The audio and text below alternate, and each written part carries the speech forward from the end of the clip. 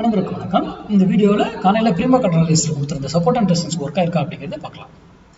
இன்னைக்கு மார்க்கெட் நம்ம இது கொடுக்கறது தினமும் மார்க்கெட் மேக்ஸ் சார்ந்து இயங்குது அப்படின்னு சொல்கிறதுக்கு மட்டும்தான், வேறு எந்த ஒரு காரணம் கிடையாது.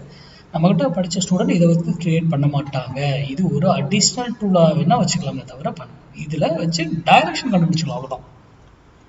மார்னிங் என்ன டைமில் ட்ரேட் பண்ணுவோம் முதற்கொண்டு நம்ம சொல்லுவோம், புரியுதுங்களா?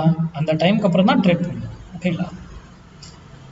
இன்னைக்கு நம்ம கொடுத்துருந்த சைட் 24,400 புட்டு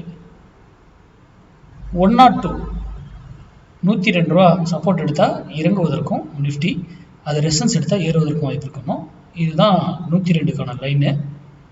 என்ன பண்ணியிருக்கு பாருங்க, 102 தான் ஸ்ட்ரகிள் பண்ணி எகைன் இது பண்ணிட்டு அங்கேருந்து ரேலியாகி போயிட்டு, ஓகேங்களா? சரி, அதே போல் நம்ம போயிட்டு ஒரு வேலையில திரும்பி ஆகணும்னு சொல்கிறோம். அது இங்கேருந்து ஏன் திரும்பிச்சு, அதுவும் மேக்ஸ்.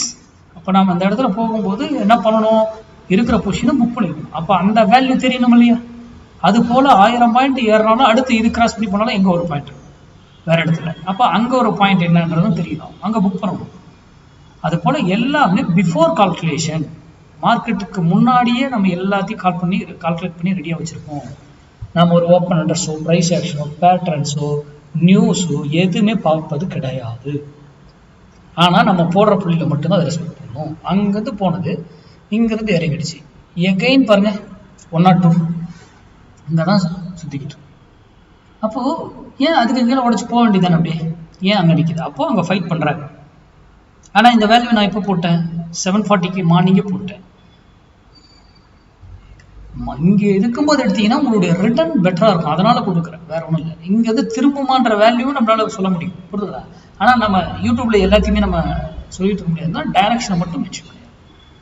அதனால யாரும் சொல்றதையும் இந்த மாதிரி யூடியூப் இன்ஸ்டா ஃபேஸ்புக்கில் சொல்றதையும் நம்பாதீங்க. நீங்கள் படித்து ஆராய்ந்து அது சரியா இருக்குன்னு பயன்படுத்துங்க, இன்க்ளூடிங் மீ. நான் சொல்றதையும் நம்பாதீங்க.